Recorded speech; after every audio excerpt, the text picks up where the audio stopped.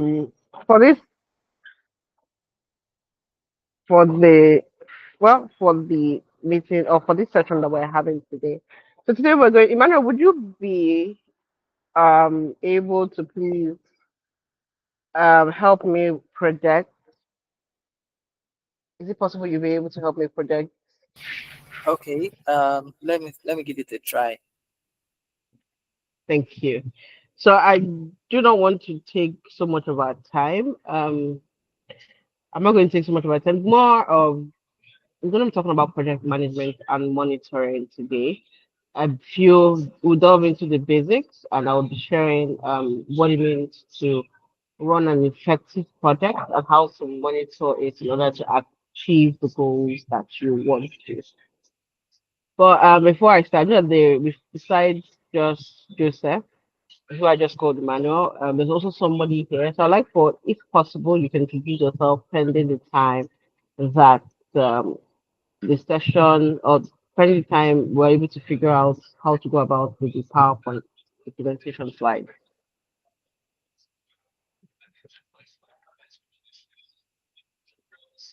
Okay, so it would seem like the other person is very interested in speaking. All right, that's totally fine. So let's have the slide up.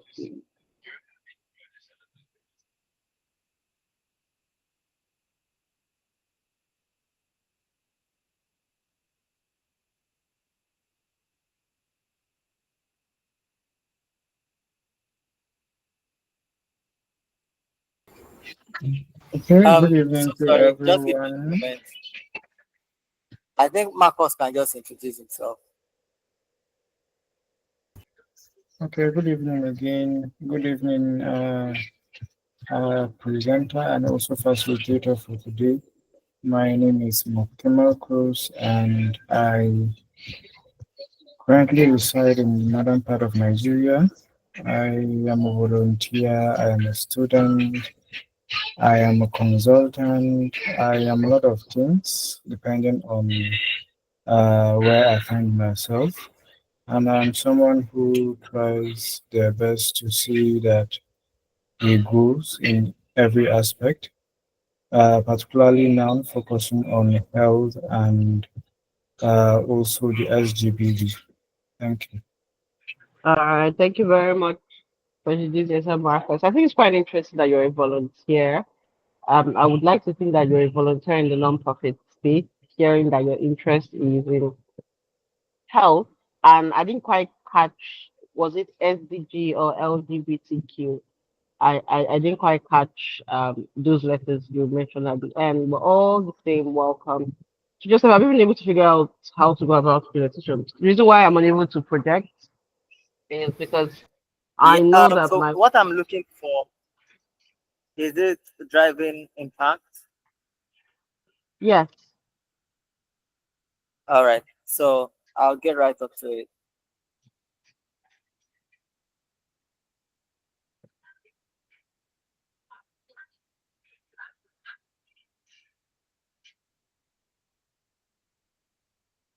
Please, you can just keep speaking till it's up. Okay. All right.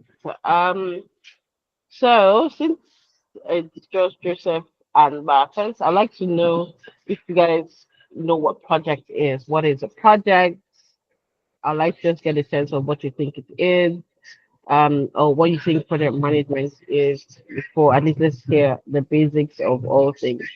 What does project management mean to you? Marcus, if you please answer.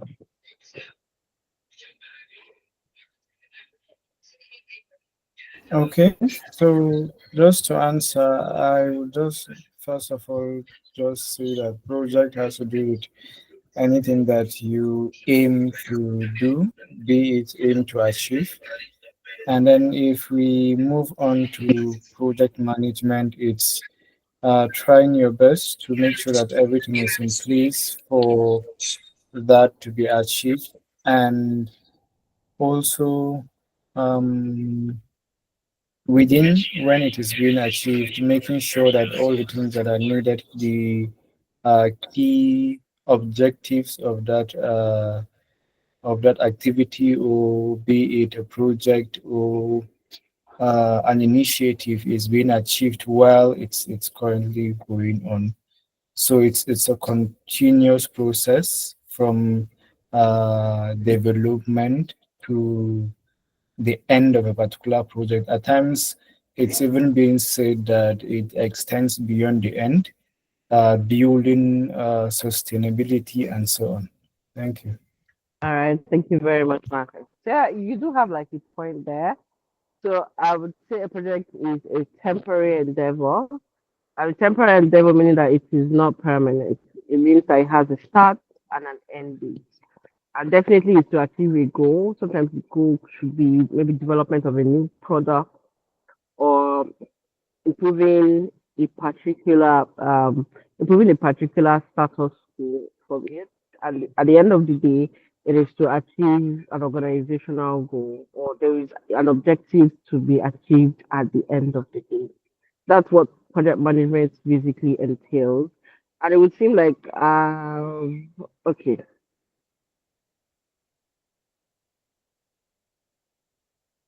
so he's been able to figure out sharing.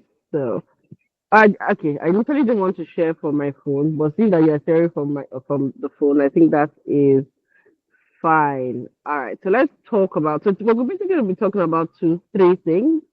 Understanding what project management is. We're going to be learning practical tools, and thirdly, we're going to build on our confidence in managing driven projects. So, what then is project management? So, project management, what we discussed earlier, is project. So, what exactly is project management? Is the application of knowledge, skills, tools, and techniques to project activities to meet project requirements. So the idea is using skills, using your knowledge to manage activity in order to meet the project requirements. Apologies, there is a typo on there. So I've had a very, very hectic week. So having to design the slides was a lot of work for me. So yeah, that's what project management really is. And it entails using your skills, your knowledge and tools and certain techniques to manage activities to meet a particular project requirement. So, so the idea is this. We all know, like when we speak about management, about planning, directing, um, organizing activities in order to meet a particular goal. So we're just going to use that idea of what the planning management is all about in and linking it up to everything as it pertains to projects. So the idea is it is an application of knowledge, skills, and tools and techniques to be able to put in temporary endeavor to achieve an organizational goal. At the end of the day, there's a result to be achieved. So that is what project management basically entails. And do you know that? Next slide, please. Can we scroll up, please?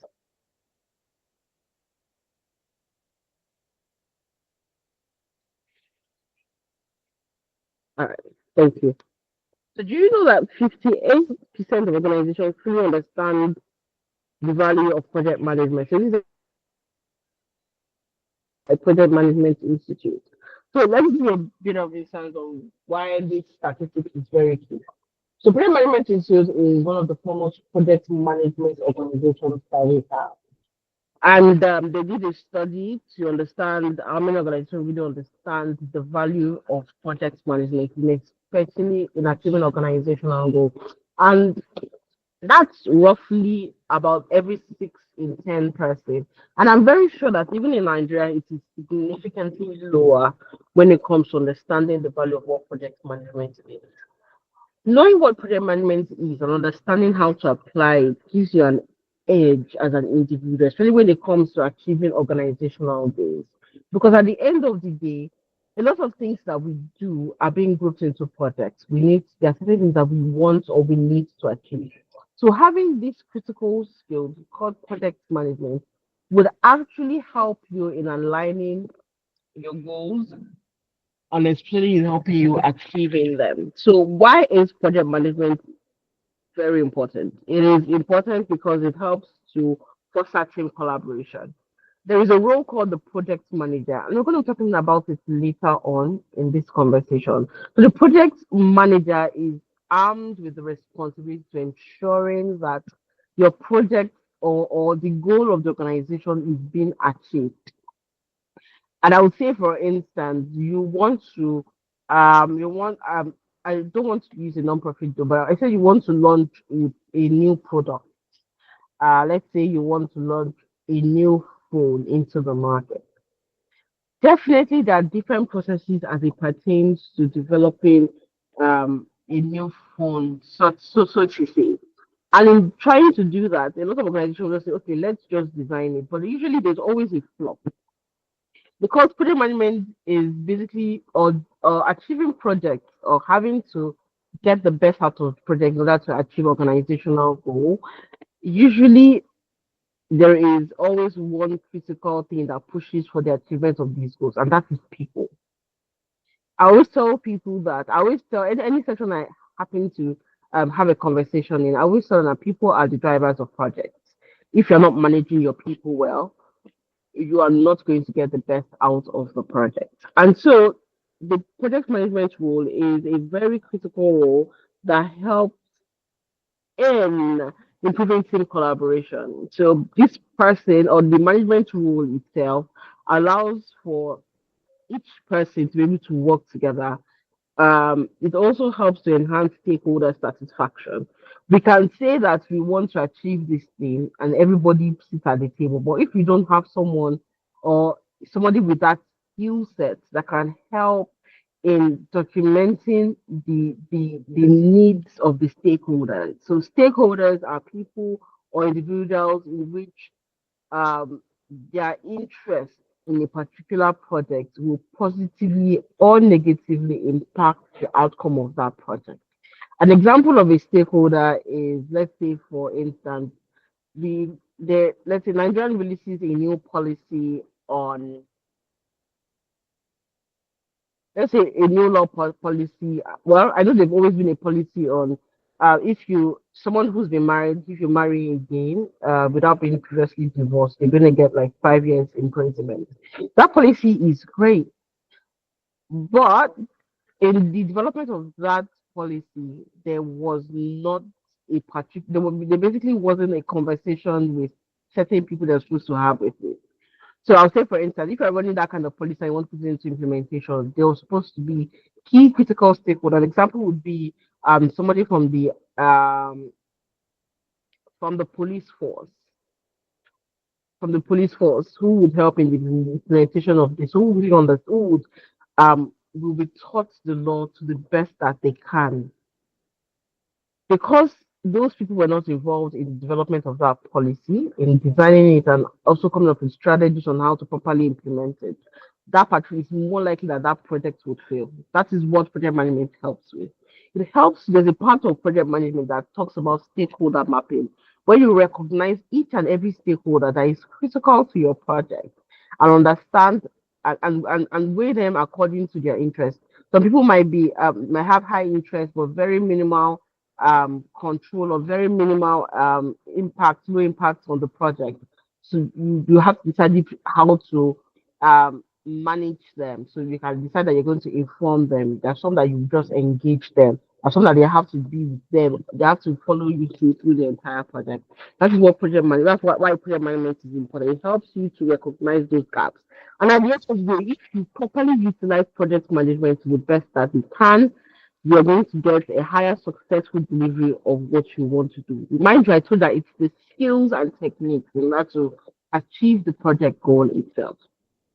So, what are the phases involved in project management? This next slide, please. So, we have the planning. Excuse me. So we have the initiation rather. So the initiation is where there's a first conversation that okay, we have to do this. We have to define we know that this is a problem. So let's say for instance, where um we have this issue in a community where we need to get water or they need water, or we know there's a water problem in Nigeria and you know that's what you want to solve. But that scope is too large because one thing that you need to be sure is one thing that basically limits a project that defines it itself or somewhat limited is time, budget, and quality. So we have to think about those things when it comes to defining what you want to do. And those are the key things that comes to when you're designing a project scope. So you like, okay, we want to solve the water problem in Nigeria. And currently, you know, with the capacity that you have in your organization, you know that's not possible. So you have to start defining your scope.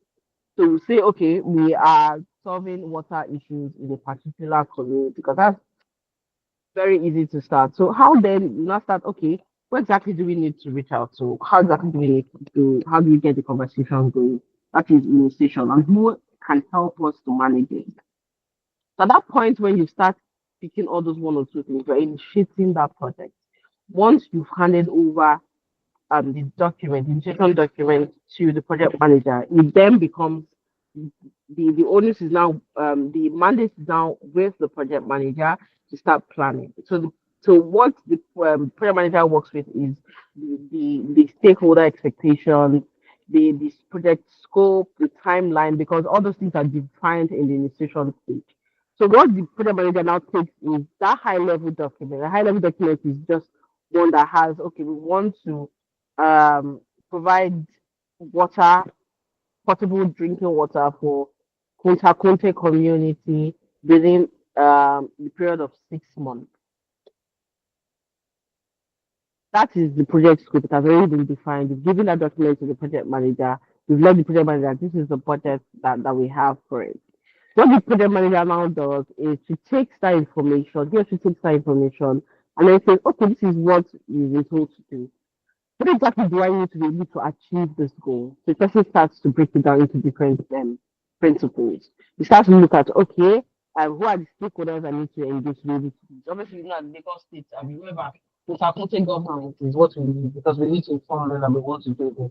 How exactly uh, who are the people that we need to win? Obviously, you need a geologist or so to help us check the quality of water and all those things. So you highlight all those things. That is where the planning comes. So I think it's planned. It's broken down. Okay, you take a period of 6 months. Maybe month one, you start engaging those stakeholders. You define it properly. Month two, you start engaging the human resources and all that stuff. So that is the planning stage. So execution is when you basically delegated those activities and you come up with a time and you said acting and start working on it.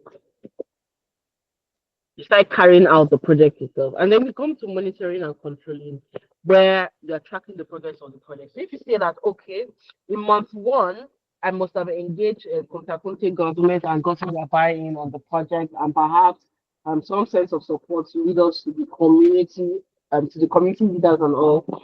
That is, and you see that it's almost the end of the month. I've not done this yet. That's what monitoring and controlling is. It's basically tracking what you have projected to happen with your actual and find a way to realign your project to meeting the target line.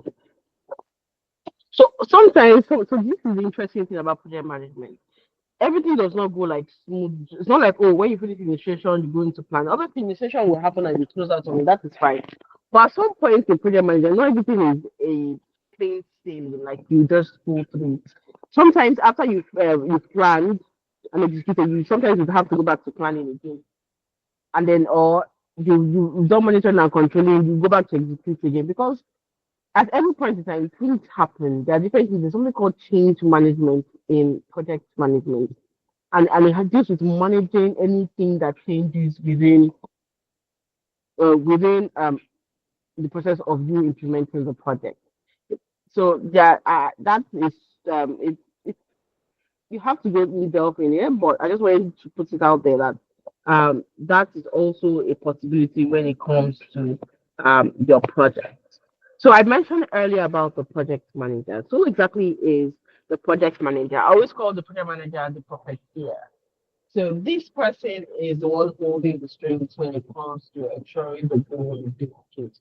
The person is pulling the strings or the team is working with planning managing them, pulling the strings with the resources that you need, pulling the strings on the budget, the timeline, and everything. But there are still restrictions within it. So the project manager role is to ensure that the project is being met within budget on time and within the scope, and also to ensure that the project is basically achieved at hand. But because of the brevity of time, we're going to move on to the different aspects. I've spoken about planning and execution. I've spoken about, so we're going to look at a few things. I don't have so much time, so we're going to look at certain things I think that we should know as a project manager or as budding project managers. One thing that we can really avoid as project managers is risk. Things like I said, change happen at any point in time, and it's something that we need to take cognizance of as project managers. So I would say, what's the very first step to addressing risk? First of all, you identify the presence of that risk to see if it's internal, external, or it's caused by other means. So I would say, for instance, I'm going to give you an example, different variant example, just to explain different ways of managing response as an identify. There was a time while I was on the field, I was managing a major project where we had to go to different institutions to train them. And coincidentally, within that time period, Nigeria had released a monetary policy where they had changed the naira. This particular policy had cost a lot of people had actually cost a lot of people to deposit their monies in banks so that they can get the new currency. Unfortunately, a lot of people were depositing their money. It was not as fast as they could withdraw the money, so there was um cash scarcity, and we didn't account for that when we were doing our project. There was no way we could even there was no way we could basically account for that, and so what really made all the things worse was when with that particular circumstance, there was also fuel scarcity. It was a whole lot to handle. But here's what we did. So what we did was we recognized that risk while on the field and said, okay, what exactly are we going to do to address these risks? Are we going to accept? Are we going to avoid? Are we going to transfer these risks? So what we basically did was we accepted the risk. So how exactly did we accept this? There was no way we were already on the field. So what we did was accepting the risk that happened that is beyond our control. What we did was try to be manage it. And how exactly did we manage it? We negotiated with our drivers because definitely we were driving to different states. So instead of pay, because we didn't have cash.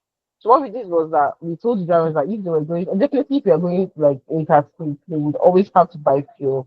So what we basically did was that we told them that we would pay we pay the sum of our transport to for the fuel by transferring it to the attendant. So by doing that, we're able to cut costs, or we're able to what's the word? We're able to navigate the project, or we're able to basically implement the project as we see it. And lo and behold, the project was saved at the end of the day. So that is accepting. So accepting here is just accepting if the cost of medication or transfer is deemed too high. So at that point in time, we couldn't have pulled our field officers back home because they were already on the field. There was a goal to be achieved to build the capacity of young people across Nigeria, and that needed to be done because we hadn't done it for a while because of COVID. We hadn't done it for a while because of security risks, because we couldn't put our field officers on the road. But now we needed to do, so we accepted the risk and we basically found a way to navigate it. So what is mitigation? Mitigation talks about reducing the likelihood or impact of a risk through various actions. And basically this could be also let's say for instance, it you're just say for example you have an event on this social day. It has like you know that event is going to happen. You cannot shift it. In fact, your vendors are there, the event is running. But the night before you found out that it was going to rain, you cannot transfer it. All you can do is try to reduce the likelihood or the impact of that of of that particular situation. And what would you do? Maybe provide canopy so that your guests don't get wet, or you provide umbrellas. That's one thing. Another thing is transfer. You can decide to transfer your risk. I'll say, for instance, um, transferring risk could be basically putting the impact on another third party. for us being on the road, it's a lot of work. It's a lot of risk, security wise, and all other things. And one thing I would say is one of the ways that they basically transfer risk is insurance policies. So each of our field officers have insurance policies on them, and perhaps there is a destruction of property or anything happen, our insurance basically covers it. Another one also could be to avoid risk altogether, which I think is sort of weird, but it depends on the situation where you can certainly avoid the risk. Such a situation could also be that event. If it's something that, oh, it was still maybe something that you could avoid, you basically cancel the event or put up with it, put off with it altogether. I've spoken about monitoring and evaluation. Monitoring and evaluation basically helps you in decision making because from the data that you're getting, it has to be data backed. Example would be when we're running projects, so to say, we always need to take cognizance of always collecting data. For instance, one of the interesting things that we've done recently, where I work, is that we decided to collect data of our student membership across the country and compare it over the years.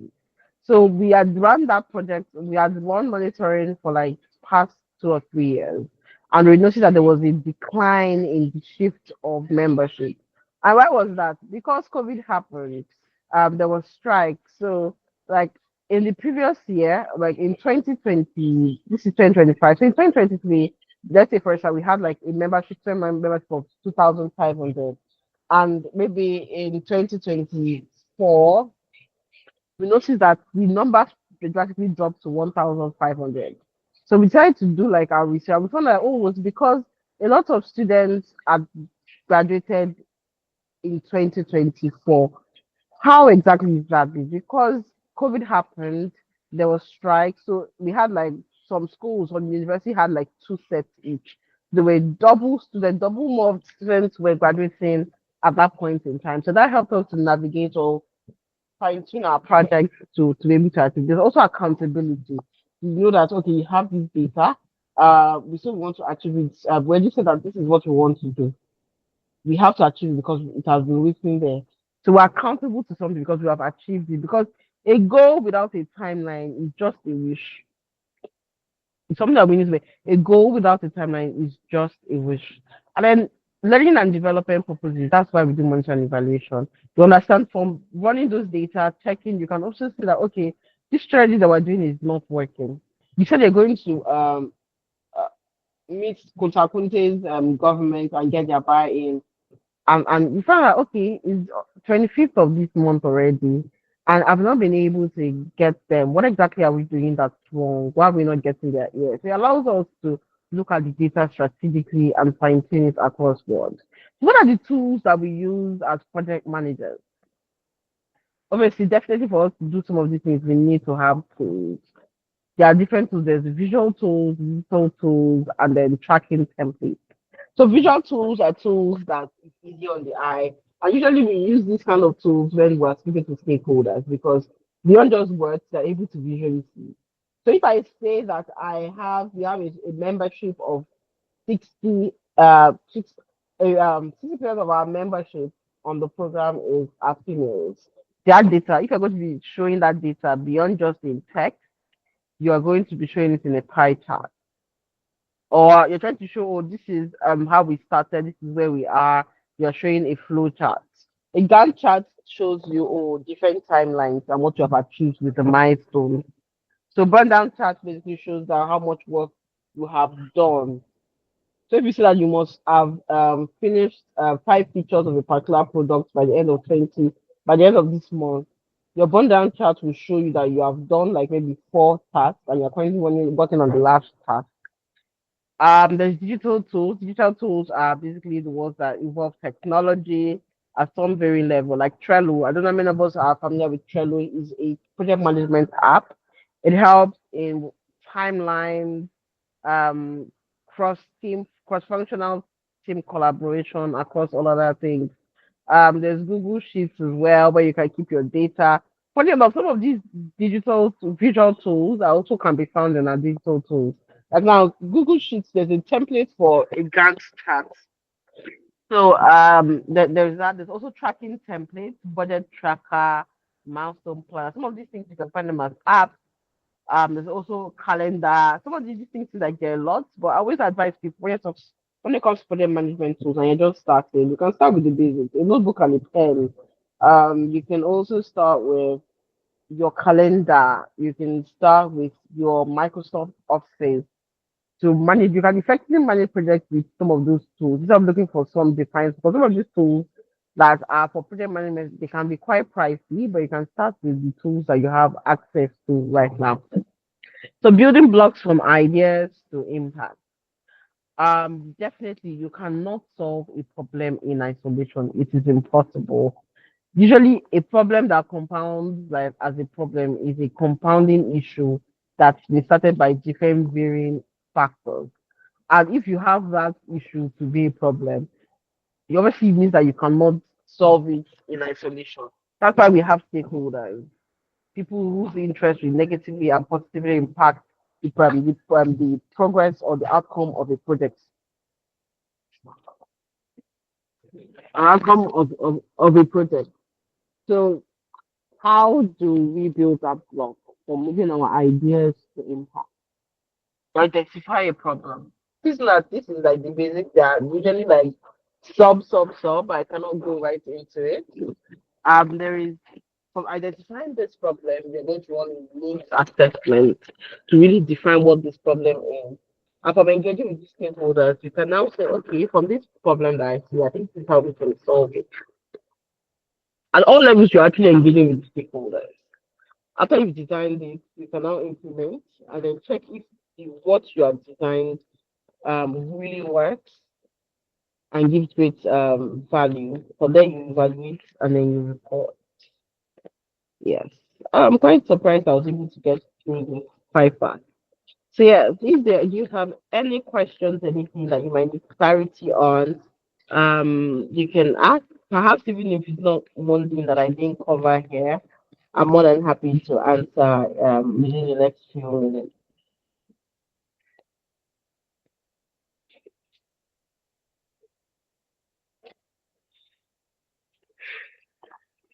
Are there Okay, I questions? think I have a question. Okay, hi. Okay, hello, Marcus. Yes, please ask.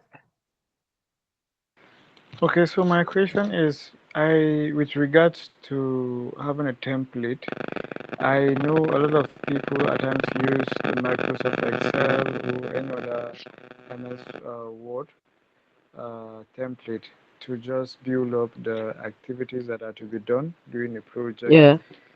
But then at times, what I have challenges with is tracking when those activities are to be done, especially when you are managing more than one activity or project at a time. So I don't know if Okay. you might just So have an one thing you could advice. use Asana. Asana helps you. So one of these things. So um Excel is great. I know, especially if you know how to code those things for like those timers to show red if it's almost time or yellow if it's almost time, red if you are the timeline has passed and everything. But I would suggest Asana because it allows you to set like a timer, like a schedule, and you get like a notification in your email. But the weird thing about some of these products is that it's not free. But those it's well, it's not free, but I'm sure that you can still get some value from it. One other platform you could also use is Notion. So Notion is it has some paid features, I think, but it's majorly free and you can use it. So um the only thing with Notion is that it's also technical because you need to learn how to use it effectively for what you want to use. So you can use it to track projects, different activities. One other thing you could also do is your reminder on your phone. You could set different reminders with different schedules with the timeline. So if you know that you have an event or you have a particular activity that is due um for like 2 weeks from now, you can set um an alarm, a reminder for every 2 days interval to check in with the person till that timeline has been achieved. So there are different very ways for you to like really be creative with having to not drop the ball on certain tasks. But in all, it's basically leveraging the tools that you currently have. I hope I've been able to answer your question, Marcus. Do you understand? So my network has been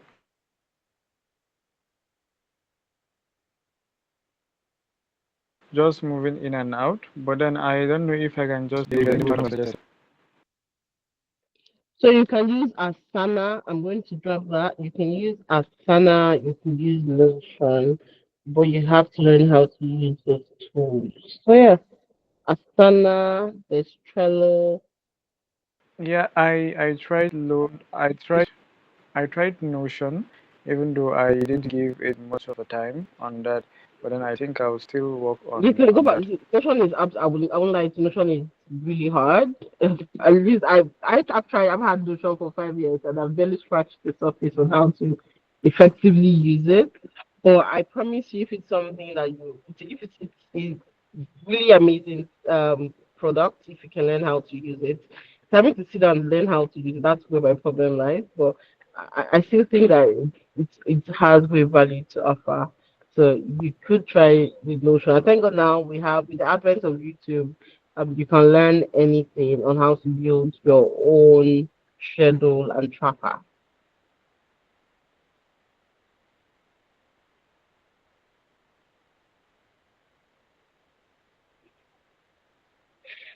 All right. Thank you very much, Marcus. So do we have any more questions? Thank you so much, Toluwalashe. It's been really great listening to you. I believe participants have learned a great deal. Gloria, I don't know if you have a question. Peace, do you have a question? She's here to answer our question. So if you have any area of concern, you can as well mention that now so that you can clarify. And it's just going to be a good evening. All right. So questions, questions.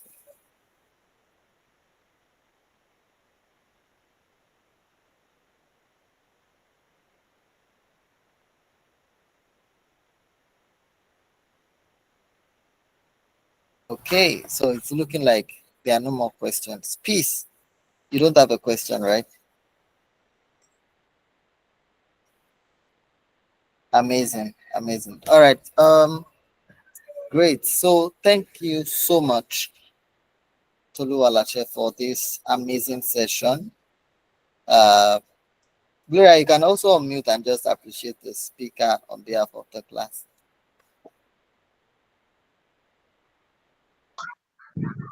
Good evening, ma. Thank you so much for the wonderful session on project management.